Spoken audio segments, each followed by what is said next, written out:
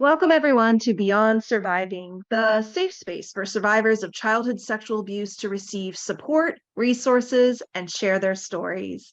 Beyond Surviving is about freedom, healing, connection, and even laughter and fun. Most importantly, it's about letting go of the pain of abuse and finally moving on. I'm Rachel Grant, and I've been a sexual abuse recovery coach since 2007, and I'm the author of Beyond Surviving, the final stage of recovery from sexual abuse. You can learn more about me and the Beyond Surviving program at rachelgrantcoaching.com. Folks, I'm glad to have here with me today my guest, Neal Brownell, who's going to be sharing with us about his journey of breaking generational curses. Neal is known as the Crazy Inventor. He is such a multifaceted individual. And just being an inventor at heart, he cares so much about curiosity and exploration. And as this has been something that's really helped him find himself in his own journey of healing. Neal is an author of The Doorway to a Lifetime of Freedom and You're Amazing and I'll Prove It. Both of these are books that I suggest you check out. Today, Neal shares with us about his journey of, being born virtually blind and being misdiagnosed and the trauma that came along with that, along with the trauma that occurred at the age of 15 by being trafficked by his parents. And so he's spent over the last 50 years really exploring how to heal, how to move forward. And so he brings with him just deep insight and understanding and simple strategies for breaking free from generational trauma. He lives in the Catskills with his second wife, Linda, and their two pit bulls, Mercy and Mr. Brown. Neal, welcome. I'm so glad to have you here. It's such a sweet thing, and I'm really looking forward to hearing your story today. And so, as we get started in our conversation, I wonder if you can just kind of take us, to the beginning and, tell us a little bit about your life and your journey and what it's been like for you. So thank you, Rachel, so much for all that you've done to help people and continuing to help people. Information is really, really important, and you're getting that information out. That is really cool. Thanks, Neal. As far as my life goes, first I want everybody to know that I am an inventor. That is my aptitudes. I personally know that everybody is an inventor for the most part. Everybody is a creator, and inventors are just dumb enough to think they can do it for a living. Everybody else just. But well, I discovered that I was an inventor when I was around 30, 32 years old. I took an incredibly accurate aptitude test, which is not a paper test. It's a test that you put puzzles together and things like that. One of the interesting things to me was that one of the things they did is they flashed some drawings up on a screen and gave you a minute to come up with everything you can come up for when you look at this drawing. And by the time that minute was done, I wasn't even close to being done. I was, just keep going. And that's a idea reservoir is what that's called. And so I just have all nuts ideas coming all the time. Well, this test showed that I was an inventor, and my first wife, who passed away very, very suddenly, she was 38, she collapsed on the floor and she was literally gone at that point. And when she went in to evaluate me with the lady told me I was an inventor, and my wife, I kid you not, she was begging her, please tell him he's anything but an inventor, anything. But so that part is important to how I see life. When I was born into a family with 5 older siblings, all of them straight A students. They didn't even have to try. I had my brother passed away just recently, but my brother took as many courses as he could possibly take in a semester. He brought all the books home the first day. He read all of them. didn't pick up another book, and carried straight A's all the way through. And I'm like, what a gift. What an amazing gift. So when I came along, I couldn't do anything. I was 5 years old. I couldn't catch a ball. I couldn't read. I could do nothing. And my mother was trying to get me to read, and she couldn't get me to read. And from her generation, you categorized yourself, who you were and what your value was, by how other people saw your family. And so when I came along, they were thoroughly embarrassed of me, because how could they have 5 book geniuses and then have a mentally slow little boy? Well, I then went to first grade. They actually kind of hid me from the neighbors and everybody. We lived in a very rural area, so it wasn't very hard for them. But at the same time, when I went to first grade, because I am an inventor, you have to prove it to me. You cannot just tell me something is true.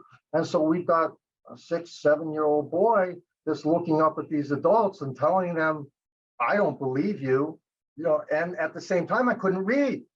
So I didn't believe him, and I couldn't read. And so my teacher became so frustrated with me that, with me present, she told my mother that I was a waste of time. She told her that she was not going to spend 1 second trying to teach a mentally slow little boy, and that I was going to be dependent on other people for the rest of my life. Well, at that point, I obviously failed first grade. Someone suggested that they have my eyes checked. When they checked my eyes, the doctor came back and said, his one eye is so bad that I cannot believe that it hasn't shut off already, and the other eye is almost just as bad. So when my mother tried to teach me to read, one of the things that came out of that, let's back up just a little bit. One of the things that came out of that was the fact that, because I couldn't see, I had the rare privilege of getting to know people by sensing their spirit rather than seeing their physical features. And I was sensing that people were really good. Yeah, they get angry, they get frustrated, all this kind of stuff, but they're really good. And so when my mother, she knew that I needed these skills in order to survive in life, and she could not find a way to get me to learn. And so she literally started punching me in the head, screaming at me, telling me how stupid and I was never going to be anything. Well, like I said, I can't even imagine what it must have been like in her mind, because she went through a lot, and her father used to beat everybody. And so she learned that, this is the way you take care of your That's how you problem. handle things. Yeah.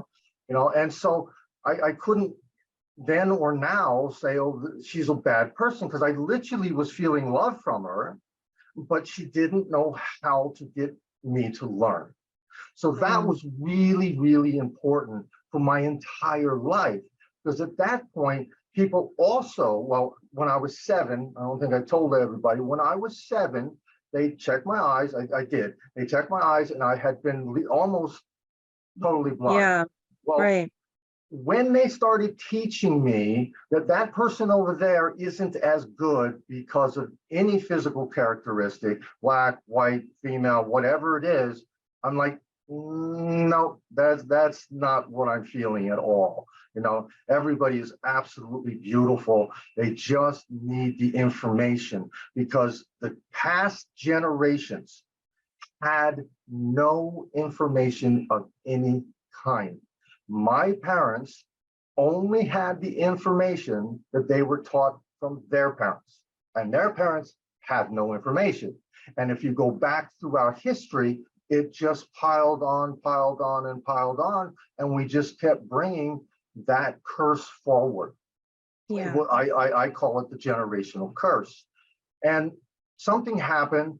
I wished her well, but something happened, and my mother was toxic to me. And so I told her, I said, look, I can no longer deal with you unless you, start treating me as a human being, or I'm just going to walk away. And so I walked away, And 20 years later, she passes away. Well, when she passed away, she sent a message to me. And the message was, please break the generational curse. Mm. And when Mm. she sent this message to me, one, I was really angry because I didn't want to deal with her anymore. I just didn't, you know. And other people are like, well, you know that she was going to die, and are you going to be upset when she passes? I'm like, look, I spent 40 years or more showing these people how much I loved them, you know. Yeah. And so it's like, yes, they're going to pass away eventually, but it's not like I didn't show them. So when my Mm. mother, when my mother did that, it actually came to me through my daughter.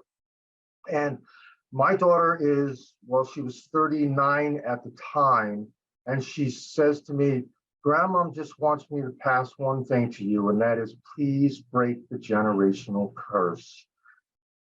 Mm. And I said to Jesse, I said, Jesse, as far as the family goes, we've already done that. It's really, really cool, because when my son was very young, he was me. And he was so stubborn. You couldn't get anything into this kid, and he was going to do anything he wanted to do. So at that point, we actually sought help to be parents. Information. Remember, Yeah, they didn't have it. We did. that's And right. so, right. And so we were able to actually, I found it very interesting that the therapist came in, and with the exception of the first time, she dealt with my wife and I, and only. She did not deal with David at all. She Mhm. taught us how to communicate with one another. And my goal, both my wife's goals and my goal, was to raise two kids that liked themselves. Hell yeah. All of my life, I've had these terrible thoughts running through my head, you know, saying you're an idiot, you're stupid, and everything else, all the things that I was taught. And they just start running in your head and you can't stop them. So as an inventor, I'm like, well, where did it start? And if that's where it started, can we start there with our kids and change it from the very, very beginning, so you don't have to go back and change it? And one of the most beautiful things that ever happened to me was, there was two of them. One was my daughter and the other was my son. They gave me a compliment that they didn't even know they were giving. And I apologized to my daughter for her mama dying when she was only 15 years old, because she went through a lot because of that. And she looks at me, I'll probably start crying. She looks at me and she says, but Dad, had mama not died, David and I would not be the people we are. And I like who we are. I'm like, oh my goodness. Oh my goodness, you Uh, know, right? And my son, a big one deal. day, yeah, one my son was working in a store dealing with the public. And one day he comes home and he says, Dad, I want you to know, I was having the worst day. It was terrible. And then a couple walked in and he reminded me of you. And the rest of my day was great. I'm like, oh, I was like, how can you get a better compliment than that? You know, and so that's where I wanted to start. But Mhm. there's so many people now that already have that running in their head. So Yeah. is there a scientific way that we, because I am an inventor, and so I also look at things scientifically, and because I had that spiritual in the first 8 years of my life, I'm very spiritual. And so I didn't tell you about Mrs. Anderson. Let me tell you real quick about Mrs. Anderson. When I was in fifth grade, they just kept pushing me forward in school. I wasn't passing anything. They just kept pushing me forward. So when I was in fifth grade, they decided that I wasn't going to be able to cut it in the world. They might as well put me in a school and kind of push me off to the side someplace. Well, they sent me to this special school, and there I met an elderly teacher that actually was retired and came in just to help out kids like me. And Oh, excuse me, I've got to nice. clear my throat. I got to clear my throat, I'm sorry. Well, she did two things that was unbelievably and simple. It was so simple. First, She literally got down on her knee and she looked me in the eye and she goes, "You're smart." I was just a little boy that had been taught I was worthless. So I looked at her and said, "No, I'm stupid." And she had taken the time to realize that I was an inquisitive little boy. I had to be shown. You can't tell me anything. So she Hmm. looks at me and she says, "You're smart, and I'll prove it." And at that point, she started giving me assignments, and I had no idea that these assignments were as simple as they actually were, but I did know I could do them.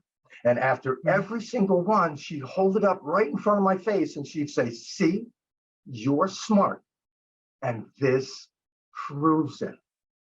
So Yeah. Miss, so All right, Mrs. Mrs. Anderson, Anderson. Props to her. We love some Mrs. Anderson. right, right, and so because she took the time to look at who I was Yeah. rather than look at me the way other people told her, she was Right. then able to reach me. So she taught me that all it takes is one person to change another person's life forever, Yeah. right? Yeah. So that happened when I was 11. So from the age of 11 until my age now, I have searched for the answers of how to get rid of that stuff in your head, how to go about teaching other people so it never arrives at all. And I have been able to put together some really, really cool things. One is the book that I wrote, "You're Amazing and I'll Prove It." And that is actually titled after Mrs. Anderson. "You're I see smart it and I'll now. prove it." Yeah. Right. And I wanted to give her that credit because she changed my life. And Yeah. so I wrote that. And one of the things I want everybody to understand is that the brain itself is very simple. I was looking at all these complicated places to figure out how I can change these things. And it turned out that it was the simpler it is for the brain, the better it Mm. will absorb it and hold it. And the other thing is that the brain only, and this is all scientific, the brain will react to whatever it is exposed to the way it reacted last time. Mhm. So That's right. if you, I usually use a spider because everybody understands, they recoil, most people, when they see a spider.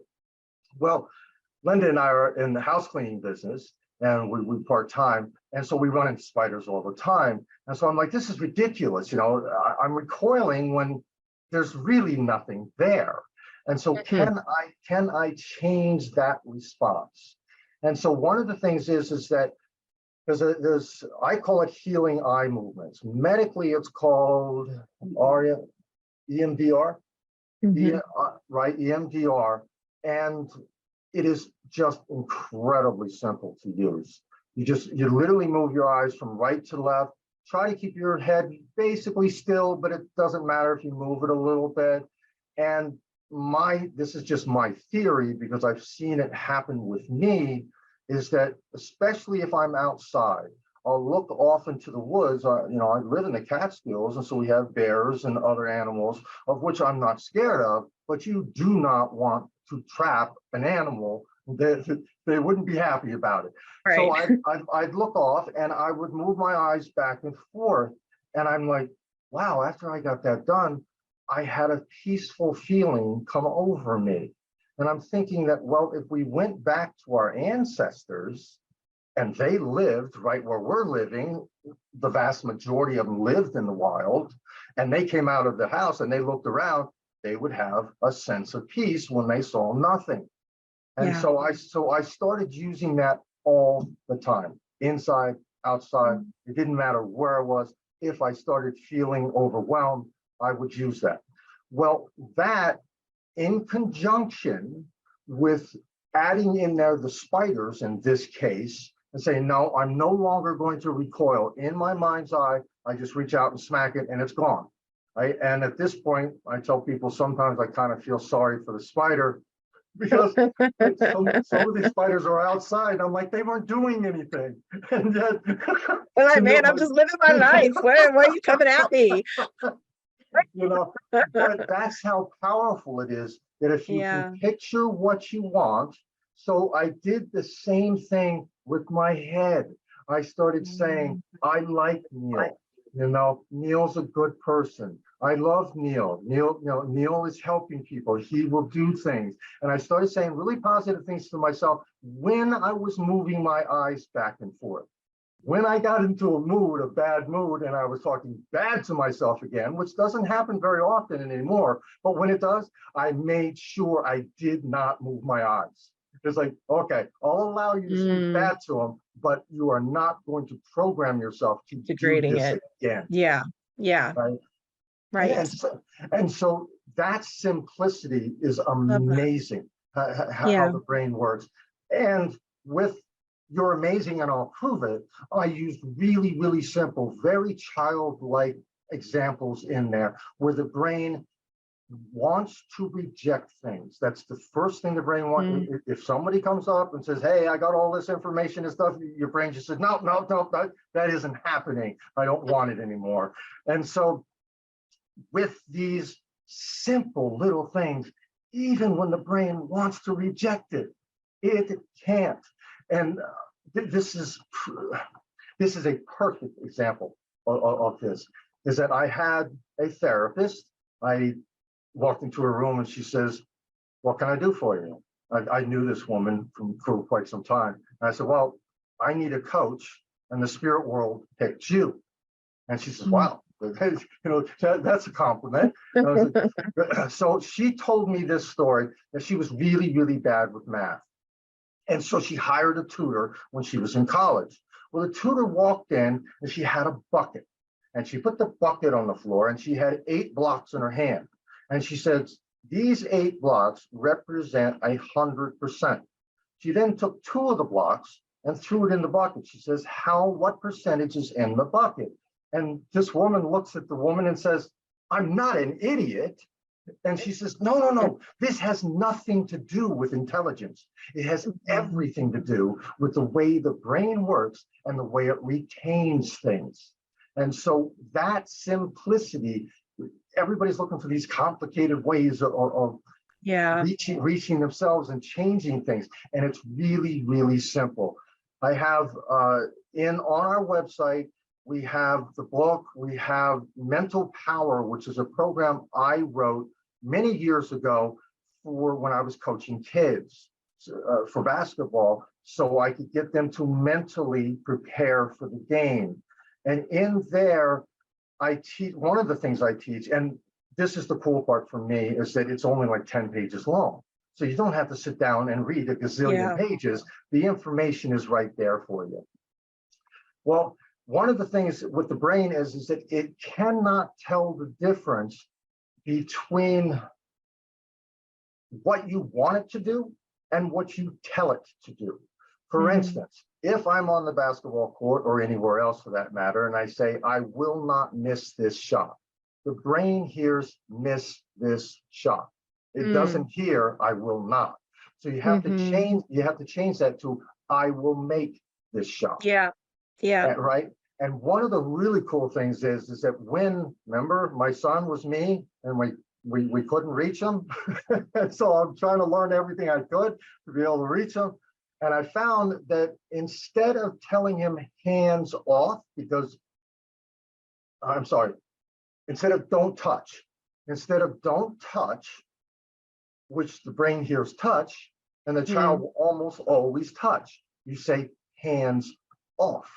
And at that point, he almost never touched at that point. So it's really important that when you use the eye movement, that you also use the right words. And like I said, it's really short. I also have healing eye movement, which it's just easier than EMDR. So I call it healing eye movement. And I went to another lady that I actually hire these people for coaches. She's also a therapist, and I asked her about EMDR, and she says, well, it costs a lot of money in order for me to learn how to do it. And I looked at her, I'm like, what are you talking about? It's just moving your eyes back and forth and knowing the right words to say. And she goes, well, will you do me a favor? And as you use it on yourself, will you write down your progress and what you learn? And so I've got about 15 pages of that or so, which is also part of the website. You can get it right there. And so it's really, Nice. really short. It's really short, and it's right there for you, all the information.